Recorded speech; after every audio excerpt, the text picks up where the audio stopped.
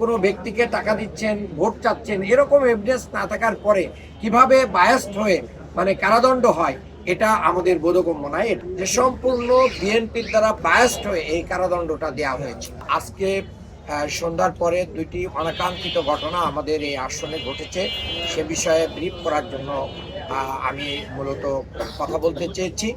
প্রথম যে বিষয়টি বলবো, ৪৪ নম্বর ওয়ার্ডে, যেটা আমাদের সূত্রাপুর যে কমিউনিটি সেন্টার, এই কমিউনিটি সেন্টারে কেন্দ্রের আমাদের যারা পোলিং এজেন্ট আছে তাদের প্রস্তুতি নেওয়ার জন্য আমরা প্রস্তুতি নিচ্ছে না। আপনারা জানেন যে পোলিং এজেন্ট যারা থাকেন, এই পোলিং এজেন্টদের জাল ভোট চ্যালেঞ্জ করার জন্য তাদের কাছে ১০০ টাকার নোট দিতে হয়।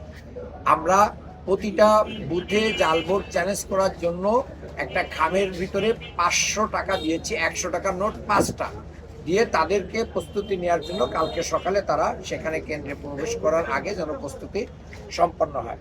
সেই প্রস্তুতি সবগুলো ১০০ টাকার নোটই, আপনারা একটা ভিডিও আমাদের কাছে আছে, সেটা যখন দিচ্ছিলেন আমাদের একজন ভাই রেডি করতেছিলেন, তখন কতিপয় লোক যে তাকে টাকা বিতরণ করা হচ্ছে মর্মে তাদেরকে ঘেরাও করে রাখে এবং সেখানে আমাদের নেতৃবৃন্দ, থানা আমির, সেক্রেটারি এবং ওয়ার্ড সভাপতি যারা ছিলেন তাদেরকে মারধর করে। এরপরে প্রশাসনের লোকজনের শরণাপন্ন হয় আমাদের লোকেরা, যদিও অনেকে আসতে দেরি করেছেন। পরে প্রশাসন আসার পরে সেখানে ম্যাজিস্ট্রেটও আসেন। ম্যাজিস্ট্রেট বিষয়টি তাৎক্ষণিকভাবে কিভাবে উনি নিয়েছেন এটা আমি জানি না। ওনার জানা দরকার ছিল যে কাউকে যদি কোনো টাকা পয়সা দিতে হয়, সেই টাকা পয়সা দেওয়ার তো অনেকগুলো গ্রাউন্ড থাকে। তো একটা দোকানে বসে আমাদের একজন ভাই এটা রেডি করতেছিলেন, যার কাছে সবগুলোই ১০০ টাকার নোট খামের ভিতরে ৫০০ করে দিয়ে আমরা প্রতিটা কেন্দ্রেই এটা দিয়েছি। আমাদের যতগুলো বুথ আছে এটা সবাই, এটা তো নির্বাচন কমিশন থেকে ১০০ টাকা দিয়ে চ্যালেঞ্জ করার বৈধতা দেওয়া হয়েছে।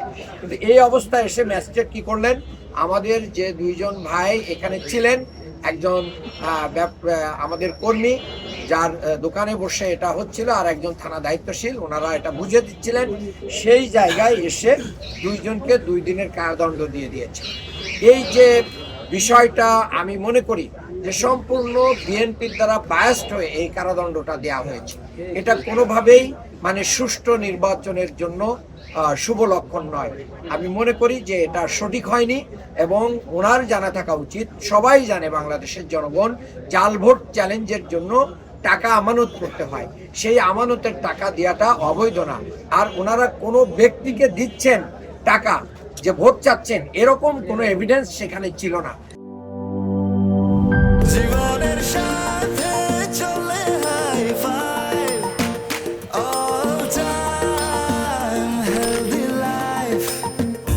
নিশ্চিন্তে খান, স্বাস্থ্যকর অল টাইম পান। All time healthy life.